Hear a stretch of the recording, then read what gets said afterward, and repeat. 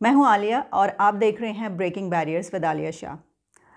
2-3 दिन के वक्फे के बाद आपसे मुलाकात हो रही है। कुछ तबीयत नासाज, बुखार, फ़ीवर और तो इस वजह से जो है वो आपसे ज़रा गैप आया। लेकिन ये कि इसके मुतालिक हम बात करेंगे at the end of this video. पहले मैं आपको ये बताऊं कि आज जिन 2 टॉपिक्स में बात कर रही हूँ बहुत ही अहम टॉपिक्स हैं।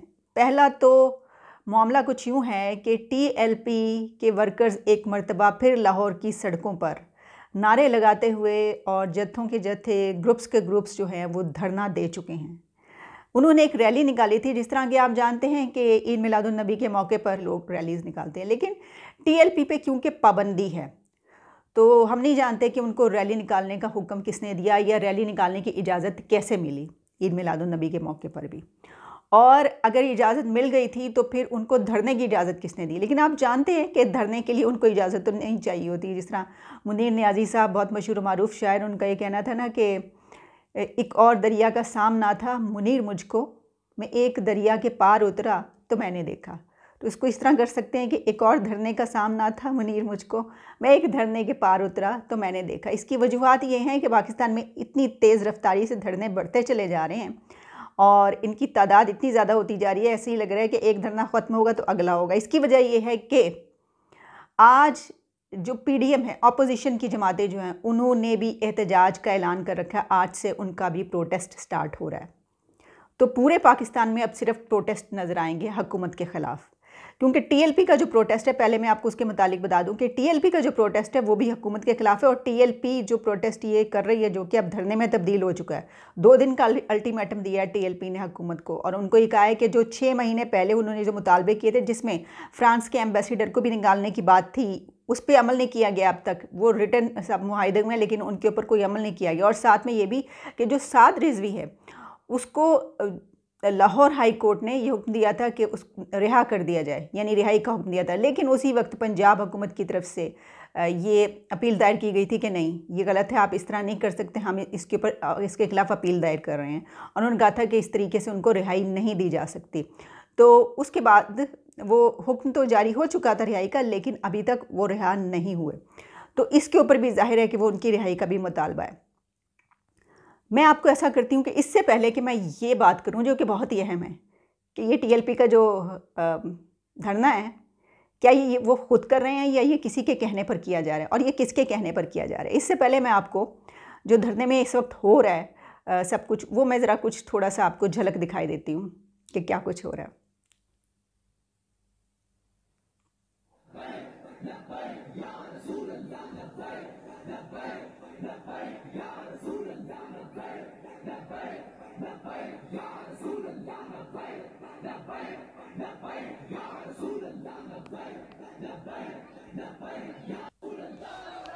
सात बजकर 15 मिनट पर ये ऐलान कर रहे हैं कि आज से हमारा पुरअमन धरना शुरू हो रहा है। तो 21 अक्टूबर बरोज जुमेरात शाम 5 बजे हम अगले लाहे अमल का ऐलान कर रहे हैं।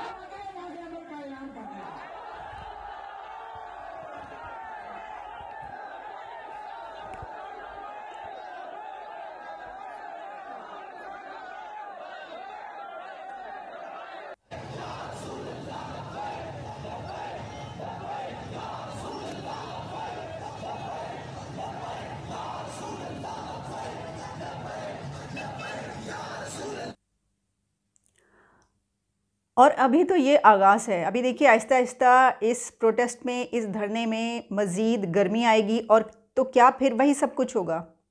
फिर कोई दर्जनों सैकड़ों पुलिस वालों को ये पकड़ेंगे, यरगमाल बनाएंगे, उनमें से कितनी तादाद पुलिस वालों की मारी जाएगी, और उसके बाद इनके ऊपर लाठी चार्ज होगा, खून खराबा होगा, और उसके बाद जो है इनको जेलों में बंद किया जाएगा, और फिर जो है एक मरतबा फिर इनके साथ मुआहिदा करने की कोशिश की जाएगी। तो ये तमाशा हम कब तक लगाए रखेंगे।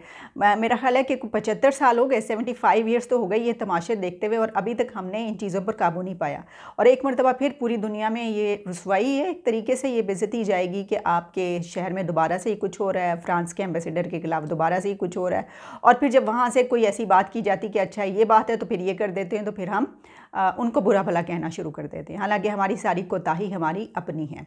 तो देखिए ये कहाँ तक मामला निकलता है। लेकिन जो मैंने आपको बात की बहुत अहम है, ये जो टाइमिंग है इस वक्त टीएलपी के इस धरने की, वो बहुत ही अहम है। क्या इनको रैली जो निकालने की इजाज़त दी गई वो किसी तरफ से ख़ास तौर पर दी गई कि चलिए ठीक है आप निकलिए और उसके बाद आप इसको धरने में तब्दील कीजिएगा? इसकी वजह ये कि टाइमिंग ऐसी है कि आज ही के रोज़ जो अपोजिशन है, मुस्लिम लीग नून है, उसका भी प्रोटेस्ट का आगाज़ हो चुका और उन्होंने एहतजाजी धरने की जो है वो भी कॉल दे रखी है।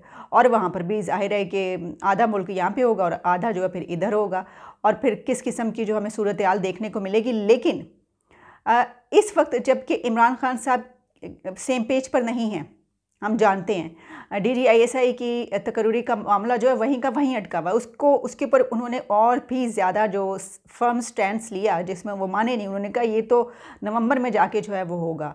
तो जब ये इस कदर मामला लटक गया तो ये साफ नज़र आ रहा है कि इस वक्त सेम पेज जो है ना सिर्फ ये कि वो टुकड़े टुकड़े है, बल्कि इसके साथ साथ खासी खफगी भी पाई जाती है, दूसरी तरफ गम और गुस्सा भी पाया जाता है। जाहिर है कि एक वो इदारा के जो कि हमेशा से हुक्मरानी करता है और उसके सामने तो सियासतदानों को चूं करने की जो है वो नहीं होती, लेकिन ज़ाहिर है जो कुछ खड़े होते हैं फिर उनका हाल भी क्या होता है। लेकिन इस वक्त ये जो मामला है, इमरान खान साहब जिस तरह की आप कह लीजिए कि हठधर्मी का ये वो है कि अगर फ़र्ज़ कीजिए कि ऐसा कुछ है भी तो उसको हल किया जा सकता था। लेकिन यहाँ पर प्रॉब्लम ये हो रही है कि तमाम मामला जो हैं वो ये कहा जा रहा है कि पता नहीं क्या देख कर किए जा रहे हैं, किसी से पूछ कर किए जा रहे हैं, सूरज ग्रहण देखा जा रहा है, चांद ग्रहण।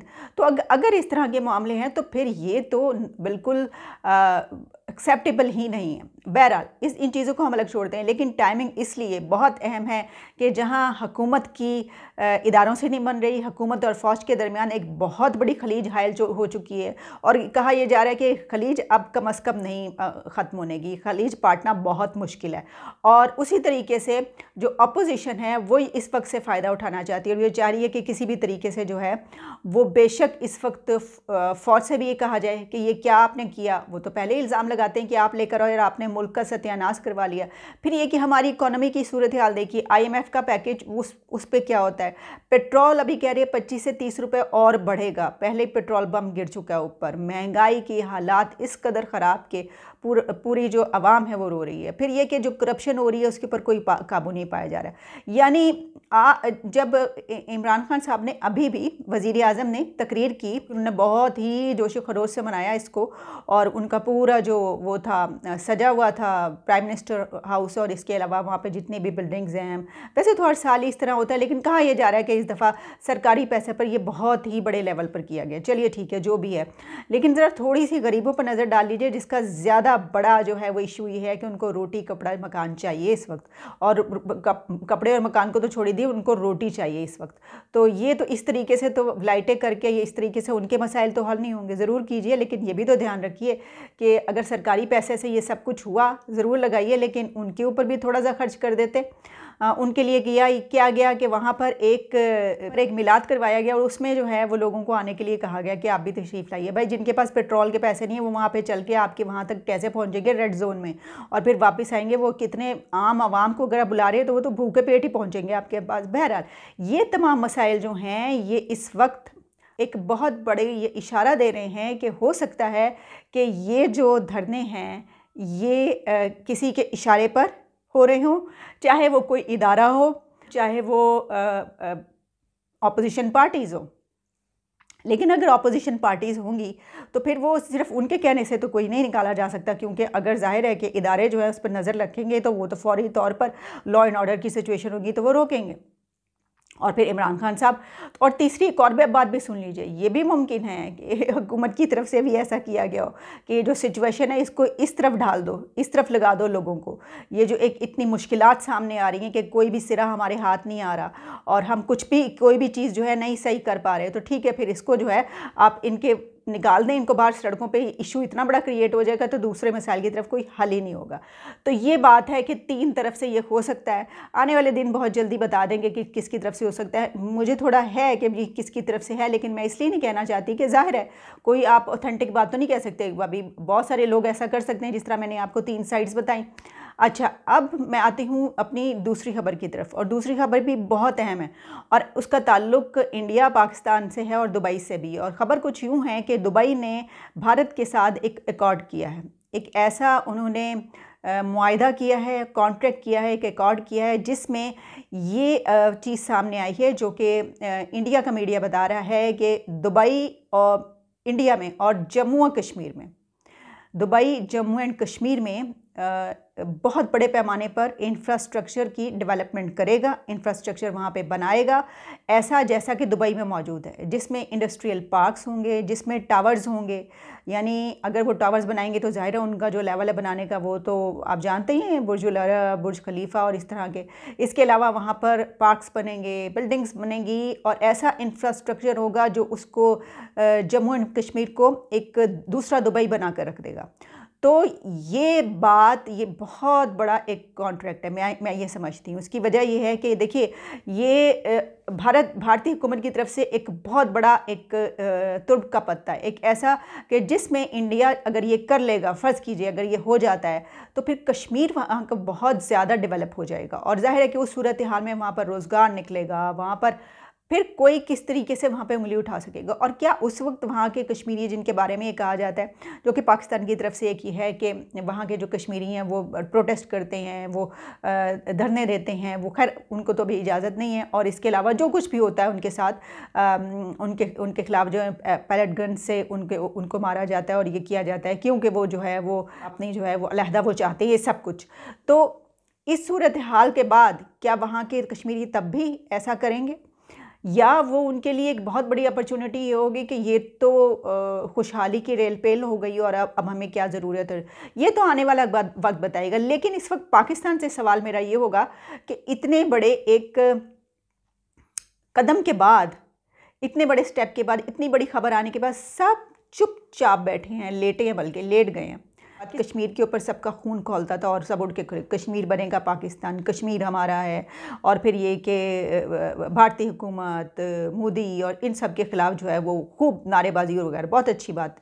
वो अब मेरा सवाल ये होगा कि वो जो फ्राइडे को कितनी आधे घंटे के लिए खड़े होने का जो एक वो था, तो क्या अब एक टांग पे खड़े होकर करना है आपने वो, तो अब क्या करना है? या फिर अब आप कहेंगे कि नहीं, अब फ्राइडे के अलावा संडे को भी हम खड़े हुआ करेंगे इस एहतजाज में कि वहाँ पर अब दुबई जा रहा है और वो इंफ्रास्ट्रक्चर जो है वो डेवलपमेंट कर रहा है। और क्या किसी ने नहीं सुनी खबर, किसी में इतना नहीं है, सबके सब अंदरूनी मामलात, यानी ये कि धरने, ये सब इसमें इस तरीके से मशगूल हैं कि शेख रशीद साहब से लेकर और शाह महमूद कुरैशी तक और किसी और के पास कुछ कहने को बचा ही नहीं है इस मामले पर। इतने आप मतलब हम जो है वो इस सतह पर आ चुके हैं। तो इसका मतलब ये साफ पता चलता है ना कि वो जो होता है वो तो वैसे ही, अब तो आप भूल जाइए, बिल्कुल भूल जाइए जो पहले आप किया। पहले भी खैर कौन सा नाम के ही आप कश्मीर का नाम लेते थे, सबको पता है। इसकी वजह ये है कि कितने दिन खड़े हुए और आपने यूं करके वो भी ख़त्म कर दिया। और फिर तो आप अब अक्सर उसका नाम भी जो है वो कभी कभी लेते हैं और सिर्फ खाली खुली नारे, खोखले नारे लगाते हैं। कुछ नहीं कर सकते आप, और ना ही अब आप कर पाएंगे। ये है मेरा सवाल हमारी हुकूमत से। और इसके अलावा ये कि क्या इस सिलसिले में कोई जो पाकिस्तान की हुकूमत है अगर कोई बयान देगी तो क्या वो दुबई से अपना राब्ता तोड़ सकती है? क्या वो दुबई के ऊपर, क्या वो यूएई के ऊपर दबाव डाल सकती है कि आप क्यों ऐसा कर रहे हैं? आप तो हमारे मतलब बड़े करीबी दोस्त हैं। और ये, लेकिन याद रखिएगा, यूएई का भारत के साथ ज़्यादा दोस्ती है। तो बात हम करते हैं उम्मा की ना, मुस्लिम उम्मा कहाँ गया भाई? अब पूरा मुस्लिम उम्मा बैठकर देखेगा कि वहाँ पर क्या हो रहा है। कश्मीर में जम्मू एंड कश्मीर को दुबई बनाया जा रहा है। तो देखते रहिए, आप सब लोग देखते रहिए, बिल्कुल ऐसे ही देखते रहिए। और अपने मुल्क के अंदर जो खूब लड़ाई झगड़ा करते रहिए और लोगों को जो पीसते रहें महंगाई के उसमें। आप ज़रा सोचें ये सारा कुछ बैठ के कि अंदरूनी महाज पर और बैरूनी महाज पर क्या हो रहा है इस वक्त। और कहीं पर हमारी रिट नहीं है, ना इंटरनल मैटर्स में, ना एक्सटर्नल मैटर्स में, ना खारजा पॉलिसी हमारी ठीक बर्बाद, और ना ही जो अंदरूनी मामलात है वो भी बर्बाद हो चुके हैं। तो ये सूरत हाल थी। और जाहिर है कि ऐसा कहने का हक बजानिब हम, जब आवाम जो है वो इस कदर पिस रही हो तो बिल्कुल क्यों नहीं कहना चाहिए। और अगर आपकी खारजा पॉलिसी भी इतनी फेल जा रही है तो क्यों नहीं बोलना चाहिए। इजाज़त दीजिए, दोबारा मुलाकात होगी। Thank you.